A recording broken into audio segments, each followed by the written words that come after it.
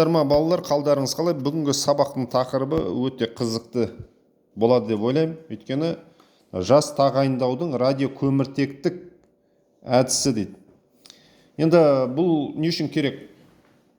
Жер бетінде жердің жасын анықтау, жердің бетінде тіршілік еткен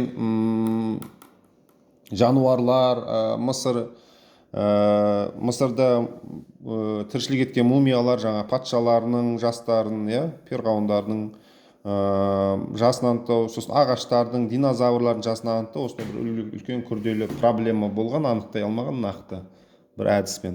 Осы әдісті ең алғаш рет Улиби деген американдық физик ашқан үшін 1960 жылы Нобель сыйлығына ие болған. Осы археологтардың, тарихшылардың проблемасын шешіп беріп отыр осында. Енді ол қалай анықтады, соған көшейік.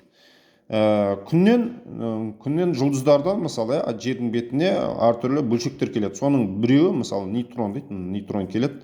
Жер қабатында, жоғары қабатында жердің азон қабаты бар. Сол азот бар, азот. Н деген азот қой бізде. Азот газы бар. Осы азот газын жаңағы нейтрон келіп удармен соққан кезде оның ядросында заряд өзгереді, сөйтеді. Бұл углеродқа, көміртекке айналынады. 6-14. Сосын және бір водород газына айналып кетеді. Яғни бұл уже радиоактивный углерод, радиоактивті деген өзінен сәуле шығаратын углеродқа айналады. Бұның жартылай ыдырау периоды 5730 жыл. Жартылай ыдырау периоды 5730. Яғни ол углерод өзінен постоянно өзінен сәуле шығарып тұрады. Обычный углеродтар, енді углерод деген кезде енді жер бетінде барлық нәрсенің 25% ол углеродтан тұрады. Адам болсын, жануар болсын. Осы углерод енді пайда болған жаңағы нейтрон мен азот атқылаудан пайда болған 6-14 деген углерод, ол сирек кездеседі. Ол ауадағы кислородпен әрекеттесіп CO2 деген газ құрайды. CO2 кәдімгі көмір қышқылының газын құрайды. Сөйтеді, оны не істейді? Оны ағаштар жаңағы жұтады. Ағаштар жұтады да, одан таза ауа шығарады деген сияқты. Сөйтіп ағаштың діңгегінде қалады.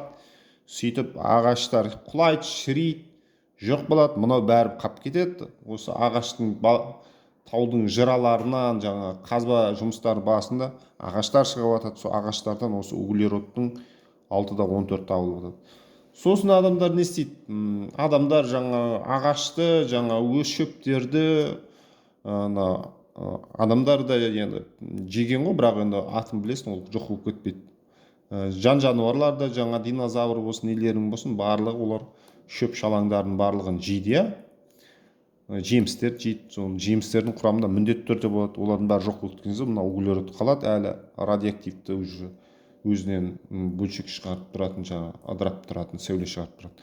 Сөйтіп осылардың жасын анықтайтын әдісті дәлелдеп, көрсетіп, нақты жасын анықтап беретін әдісті көрсеткен үшін Улибиге жаңағы Нобель сыйлығын береді. Енді Улиби деген суреттерін қазір қоятын болам, постқа қандай адам болған. Яғни радиоуглеродпен айналысқан, радиоактивті углерод деген жаңағы көміртек, космостан келетін көміртектермен айналысқан, соны зерттеген адам. Жалпы осы балалар қызықты болса, лайк, коммент басып жазып кетіңдер.